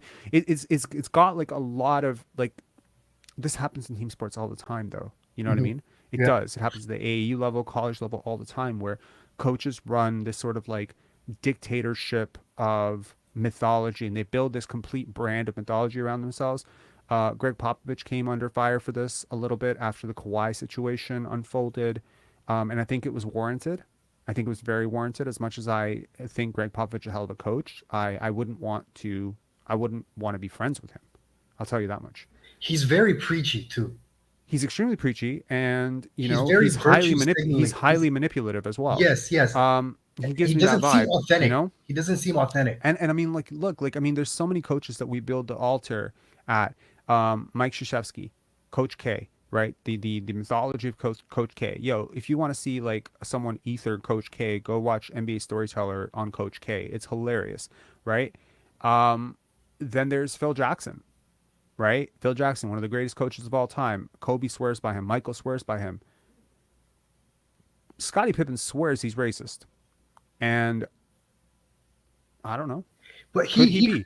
He comes off more like he's not trying to hide who he really is, whereas Pop is like. Pop is a misleader, man. Like he's that's what I was yeah. saying. Yeah. Phil is more himself more often than not, right? Well, I've never met Phil Jackson. I can't speak to that. I'm but just saying, but I've watched him for a while, and I mean, like, this Zen master elements, the mythology. Look, I don't. It's just a personal thing. I don't trust anyone who has like followers like God. You know what I mean? Like, there's one God. I mean, you believe in God, don't believe in God. I don't really care. I'm not trying to tell someone what to believe. But anyone who tries to create an image like they are perfect in the media, cultivating that, I'm like always like, yo, what's in your closet? What are you hiding? Yeah. There's really no need to try to curate that sort of ivory perfection. You know what I mean? That blemishless thing. Everyone's got shit. Everyone's got shit in the closet. Everyone, has secrets. Everyone has like flaws and whatever. So if you're chasing the image of perfection, I'm just like, why? Like, you know what I mean? Like it just, that's why I love Lowry. That's why Lowry was so beloved, because it was like he was an imperfect person, and you can see it. And to me, those people are more trustworthy because they show you who they are, and it's like, okay. Except whereas certain guys on this team, they hold an image. By the way, in terms of media, that question to Nurse about Fred's injury, I was like, wow, these guys, it's like a secret society. It's like a secret society. Nurse didn't ask it, but the reporter quickly, I'm just like, and another thing you talked about, Pascal distancing himself from Fred. I think Pascal sees the writing on the wall. And I think Jakob, it's weird. I feel like Jakob is like a reminder of how Pascal used to play and how he used to be. It's like his inner child, his innocence is shown back to him, and he's like, "Yeah, I can't condone this. I can't." And he's almost like, it's like Yak is like a rehabilitation. You know what I'm saying? It's like going back to church. I think you're onto something there, right? Sometimes, like, okay, so I went through a process. I call it de-hoodification. It's hilarious, but it's true. I was brought into a guidance counselor when I was like 17 or 18, and I just got like the straight dope. They were just like, yo, you can't keep talking like this. You can't keep doing this, whatever. You're gonna always get arrested. You're gonna get invited this, whatever. So I had to kind of train myself to sound different. I didn't like it. Yeah, I didn't like it, but I had to like learn how to do that because like you apply for a job at a hedge fund and you say "nah, mean" once, and then they're kind of looking at you funny because they can't even understand why someone who looks like you is speaking that way, and it's just it's kind of weird. So I guess I had to kind of train it. But then if I talk to someone like who like I knew from when I was a kid, we go right back into that. We go right back into talking exactly that way. Accent comes back, everything comes back. If I get really pissed with somebody, that energy comes right back because I don't usually get pissed. I mean, that's cap. I get pissed a lot, but I mean, like, it's not like a hostile thing, But I mean, like, immediately, like, if something is popping off in like the bar or whatever, it's gonna get like immediately aggressive, and I'm gonna go right back, and the cursing comes out. Exactly. Yeah. So I see it like, yo, Pascal came in like a really good dude. I remember his interviews. I remember the humble hustle, all the shit. Yes, yeah. And too much Fred maybe makes you a little bit more like Fred. If you're impressionable, like I always try to like read it. Like if you're impressionable, like you change fast. Like you could change one way or the other. You can go good, go bad. Some people are like that. They're followers. They don't really have like a complete idea, you know? Yeah, yeah. Like so yeah, like Jakob is extremely calm. He's stoic. Extremely. And people like that, they invite followings. So he may not see himself necessarily as a leader of this team, but very easily the calmest person in a frazzled room can That's one way to become the think voice about it. of reason, right? That's one way to think about it. But another way to think about it is this just might be a simple case of self-preservation because you can it's the writing is almost on the wall in marker that Nurse and Fred probably will not be here. So Siakam has to unhitch his wagon Hmm. because right now you don't want to be lumped with those two. You don't want to be the third member of the Musketeers. I feel you. I get it. You do not Yeah. want to. He does not want to be that. Yeah. In the beginning, yeah, they were arms locked, skipping down the road together. Yeah. He's like, "Yep, no, I can't do it with these two." Yeah. Public enemy number 1, public enemy number 2. I'm not public enemy number 3. Can't do it. That's another version. Yeah. Coach Mo, I gotta go. But really good chatting with you. By the way, one last point, quickly. You had a poll question. What was it? If you knew what you know now, would you want to tank at the deadline? Dude, I knew what I know now. I already knew it. That's the frustrating part. That's why you're frustrated. I'm frustrated. Most people here are frustrated. We already knew. We had sufficient, ample information. We knew. We did. But, too bad. Unfortunate, right? But it's whatever. What are you gonna do? But look, the positive vibes of this video was we flashed it. I don't know if you saw the beginning of this video, but we went because through... we're ninth. We're stuck in ninth, basically. Right? No. If we were eighth, would we even have a shot? Bro, I flashed 10 examples of teams that moved up despite having terrible odds of moving up. I'm telling you, it can still happen. Okay, so manifest this shit into existence, guys. I'm gonna end the chat exactly how I started it, which is manifest this into existence. All right, Wembanyama to the Toronto Raptors, fail out in the play-in. Okay, that's and Nurse is gonna wear his championship ring when we lose in the play-in. He's gonna wear it. He's gonna wear it. Let him do it. Coach Mo, as always. Happy Easter. Yeah, peace, man. Enjoy your weekend. Thank you. Game's Friday. See you, man. All right. I would never leave a caller hanging. NSN, thank you for waiting, man. What's up? NSN? I feel the same way about the trade, Jakob. I really believe it was a good choice because I think the chemistry got better. I think the chemistry at the beginning of the year was so terrible that I think probably losing some distance, losing some probability on the Wembanyama sweepstakes was really worth it because let's remember, Scotty Barnes was playing at center. He was not even considered as a point guard at the beginning. We had OG Anunoby basically taking very little shots, and he was not encouraged to take shots when he was such a good three-point shooter. So where we were at and versus now where we're at is different. But the cost of the Wembanyama sweepstakes is enough to make it painful. That's something I agree with wholeheartedly, for sure. But did you watch the beginning of this video where we flashed through all the examples of, teams that moved up historically low odds? Yeah. It could still happen. Yeah. It could still happen. Okay. Yeah. It can still happen. Keep faith, keep hope. I love Jakob Poeltl. I'm not happy that we made a trade for him at this point. I wish we had done it sooner, or I wish we had gone, crazy and tried to get him in the offseason. I'm sure he would have been happy to be back. There's a story from when Jakob Poeltl came back to the Raptors, and Nick Nurse made a joke like, "Okay, are you going to introduce yourself?" And he just joked. He said, "I'm home. You already know me." Right? So, and in a very blunt Austrian way. Okay. So he's good vibes. He's a good person. I like the impact he's had on Siakam. Siakam has been, one of the most frustrating players to watch all year for me, and to have him not be that frustrating to watch right now is great. Good news. I like what I'm watching from him, right? Yak has been good. Scotty's vibing with him. They like each other. At the end of the day, this only doesn't make sense if you were trying to bring back Gary and Fred and now you have this complication of trying to sign Jakob back or whatever. But look, like, you're gonna have that pick.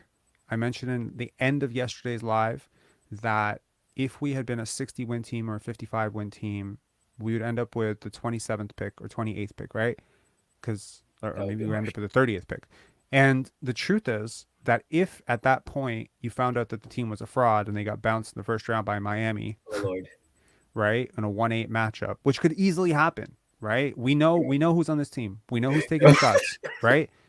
We know that if Jimmy Buckets needs 2 points and Fred VanVleet needs Oh, 2 no. points, I don't need to tell you what's going to happen, right? So it could have happened. You know, like the Raptors have been swept as the higher seed. They've lost in the playoffs multiple times as the higher seed. We had the higher seed against Brooklyn. We lost. so We had the painful. higher seed against New Jersey the first time. We lost. We had the higher seed against Washington. We lost. We had the higher seed against, I believe, Cleveland once at least. We lost. I'm telling you, we've been swept Buckets. multiple times. Okay. Bucket can do something.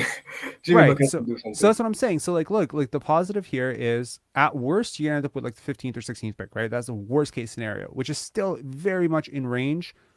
That's higher than OG Anunoby was picked. Christian Koloko. That's higher than Pascal Siakam. Yeah. Malachi Flynn, Precious Achua, all the Yeah, draft yeah. diamonds, Christian Koloko, all the Norman Powell, all the draft diamonds that Masai Ujiri has found. And look at his draft history also going back to Denver. Like, he is an ace with the draft, Oh, okay? You know, And Devin Booker was like 13th or 12th, and SGA was 13th. Giannis was 15th pick, right? yes, If I remember Giannis was 15th. I think Shea Yeah. was 12th or 11th. Cross fingers. Yeah, and look, Shea and Giannis were players that Masai wanted. He tried to trade for them. It didn't Just work cross out, fingers. but he targeted those guys. This is I tell you once again, Masai started out as a scout. He started out in Orlando as a scout. He is a scout, Good news. and one of the greatest things that I've never really explored why Masai is so good as a scout, but I'll tell you why I think he's good as a scout. I mean, first of all, why do you think he's good as a scout? Do you think he's good as? Do you think he's it's good as a talent experience. evaluator? It's definitely experience, and he has a way to be charismatic. So he can definitely encourage young players to be on his team. And I definitely believe That's more like that a recruiter. I'm talking scout. So Masai can go into a gym, watch 25 players he's never seen before, and spot the one that works. And that's what I'm asking. Like, why does he have such a keen eye for this? How is he able to spot a Serge Ibaka? How is he think able you to know better spot than a me. Giannis? I think you know better than Beyond on this one because I don't know. Do you have any guesses? Do you have any? I don't have a shots? guess. You go ahead. Okay, so I'll tell you.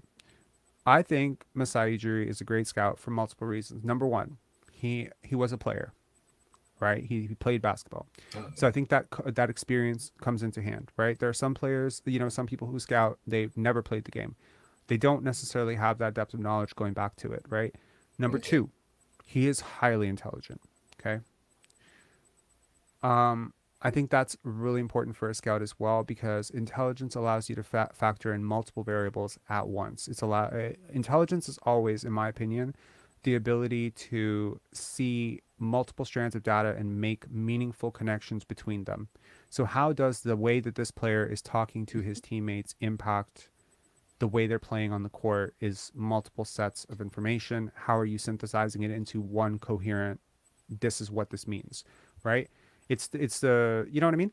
It's the reason that, for instance, like I think, arranging data. yeah. And the number three thing that I think makes him a great scout is he has no discrimination. He doesn't discriminate. Now, apart from the fact that he definitely does to some extent discriminate, as he has a preference towards longer athletes. Yeah. Now, in terms of people, he does not discriminate. Like, he doesn't have like a personal bias towards, well, like, you got to be black, or you got to be African, or you got to be international, or you got to be white, or you got to be, spoken a certain way, or you got to be university educated, or you got to be a blue blood program, or you got to be a college athlete, or, you had to be from a mid-major, or you had to come from JUCO. He doesn't have a discrimination. He can see past a lot of shit. And because he sees past the distractions, in my opinion, again, like, this is based on years and years and years and years of listening to him, I've attended, a talk with him once. I've attended a talk with Tim Lewicki. I've had conversations with people who have like worked with him closely or had dealings with him just to understand. He's like a, to some extent, like a very big personal hero of mine in a lot of ways. Like I Not the admire only the hell out of person. him. And Not the so only person. yeah, You're not the only person who sees them. It's like, yes, he's a very inspiring person, and so to understand Masai is to, and then you also have to understand like sort of like how you connect with people, but the connection thing comes after. The scouting thing is how do you connect with a human being? How do you see past the stuff that might distract you? So with Scotty Barnes, right? He he mumbles, looks down. You can also confirm that as like, it could be a multitude of things. I remember this one scout that I once spoke to. Okay, this is a totally abstract idea. This was in 2010, go and ahead. he told me that he passed on an athlete because his girlfriend was ugly. Okay. He said, What's "Yo, that? like this guy, he has a really overweight girlfriend. She's really ugly. Whatever. Shows me like that he doesn't really have like a lot of confidence in himself. He doesn't have like a lot of charisma." And I was just like, wow, if I could tell you the athletes that you would have passed on with that Wow. with that thought process. We have biases. Masai is able to, I think, navigate his biases better than most. I think there's sort of like also a self-awareness with him. And I think the final thing is he's willing to re-question his process. This is something that I admire about him deeply. He is someone who evolves constantly. If you had talked to him in 2009 and talked to him in 2015 and talked to him in 2020, he has not. There are certain things about him that do not change. Like his cadence doesn't change, the Yeah. demeanor doesn't change. He's still very respectful, still a very caring person, still cares about infrastructure in Africa. He's still really blunt. Yeah. He's But but the his thought process ideas is different. about things change. His ideas about what is a good basketball player changes. His idea about what is a good shot changes. His idea about what leadership is changes. His idea Yeah. about people changes. And so that the constant evolution of Masai is, I think, a very admirable quality. So I think all of these things combined means he doesn't jam himself up too much, because, if you are somewhere out there saying like, Rob, you're like hyping this person to hell, whatever, you have to look at this guy's track record as a scout, as an executive in the NBA, and you have to ask yourself, does anyone have a better draft record than him over the last There you 13 go. years? They do not. So this shit is not accidental. He hits gold over and over. And in fact, the players that he didn't get to trade for, that he wanted to trade for, which is Shea and Giannis, are two of the top 5 players in the NBA right now. Yeah. So I'm just saying, like, he's really good. He's really good at his job. Oh, okay, I'm And gonna let you off at this. Danny Ainge over Masai or no? Because I see those two guys competing for the top. I don't know. Maybe Danny Ainge is more ruthless, but it's close. It's really close. Danny is, in my opinion, just kind of watching how he's dealt with the Utah Jazz and the Boston Celtics. Danny Ainge and Jerry West, those two guys, they've mastered one Jerry thing West. that I think Masai Ujiri hasn't, which is they aren't afraid to make a mistake as much as he is. I think his over calculation can sometimes get the better of him, where he can miss an opportunity and say it's still evaluating. I don't love like that about him. he knew that Giannis was going to be good. Like he had such a feeling that he's going to be so good. Yo, But he second guessed himself on it. He won't want to give up enough. I guarantee you, if he had offered another first round or whatever, he could have gotten him. Same thing with Shea, right? Like he wanted him. He knew he was going to be really good, but it was like, second guessing himself, right? So I feel like with Jerry West and Danny with Danny Ainge, there's more of a cutthroat black and whiteness to how they approach things. yeah. It's like, this must be done. This is the least I'm taking. This is the most I'm taking. Done. And I'm not saying Masai's negotiation skills are not great, but in my opinion, and again, you can throw the Jakob Hall at him, but I don't think Danny Ainge makes that trade. Not at this point in the season. No way. And the same thing with Thaddeus Young. I don't think Danny Ainge would make that trade. I think he would walk away. I think Danny Ainge is a better poker player. I think Masai's a better scout. One last question. Sure. Now, I'm done. Real quick. I do believe I appreciate the slowness of his choice process, choice making process, because Sure. I really like that we do not go into bad decisions because we're not the Boston Celtics. They can afford making quick decisions with way more risks. Why? He takes less, he takes more time, but he reduces our risk level in decisions. And I really appreciate that because the Jakob trade, you as well promoted it, and it was a good trade. But he took time. He took I time. slandered it. I called it a D plus. I called it a D trade. Before we did it, Yes. like last year. Oh yes. Before I loved it. Like when I called it a 15, 16 months ago, I was like I would trade 2 firsts for it, no problem. But you have to also factor in value over contract, right? Like so the picks that I would be giving up, his value to us as a 2-year contract versus a 3-month rental is totally different. So once you take that year, like the Spurs got a year and a quarter year of value or a year and a half of value out of what I was trying to get. And you gave up almost as much as I was willing to give up 2 years ago. It's not the same thing. You know what I mean? I see. So yes, I will still argue to this very day, despite every good thing I say about Jakob Poeltl, it's still a bad trade. Okay. It's still not a good trade. I'm done. Okay. Yeah. Happy All to right. talk about that and get more in depth. And sorry for taking more 10 minutes again. No. Time. Pleasure to talk to you as always, NSN. Peace, man. All right. Okay, we're done with the callers. No more callers.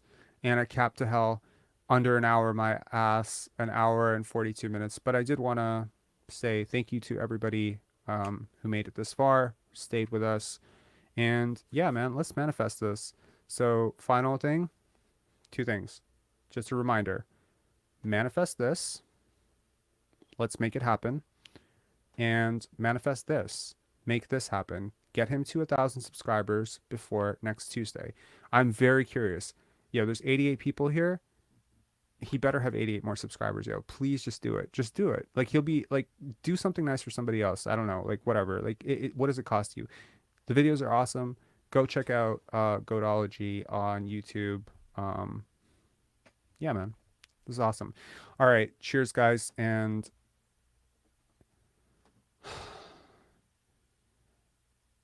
dude, are you like?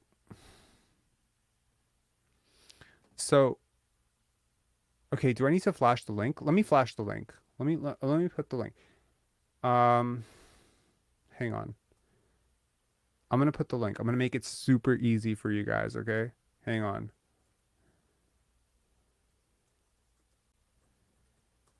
Hang on. All right. What? He got 1,000 views in the last hour. Yikes. That's awesome. Okay, here you go.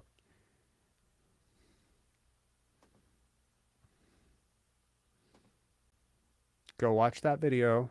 All right. And go subscribe. And let's see how many subscribers we can get him to by next week. He's just at 139, guys. I mean, granted, that's a pretty big jump from where he was an hour ago.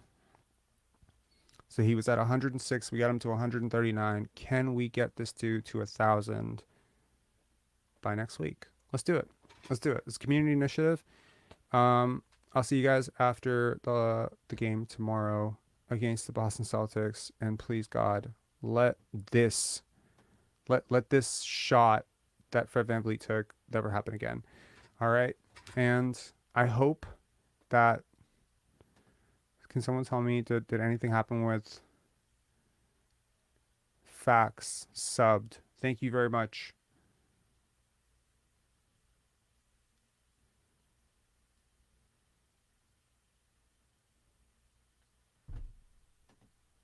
I didn't hate.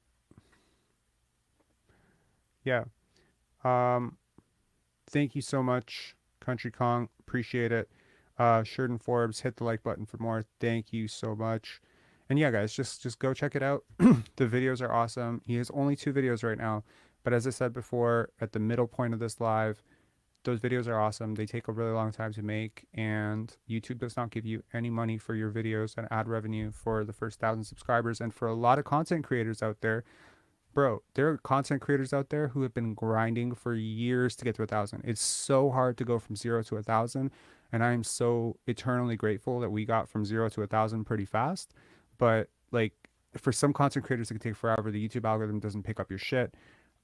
It's really important to get subscribers, and I feel like the people in this community are really gonna like the videos that he's creating. So definitely go check that out. It's just I have resting disappointment face. My bad. All right.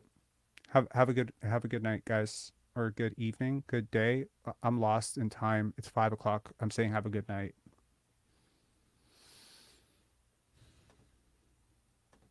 Manifest it. Make it happen. Victor Wembanyama with the first overall pick in the 2023 NBA draft. The Toronto Raptors select from France, Victor Wembanyama. Let's make it happen. All right. Have a good one, guys.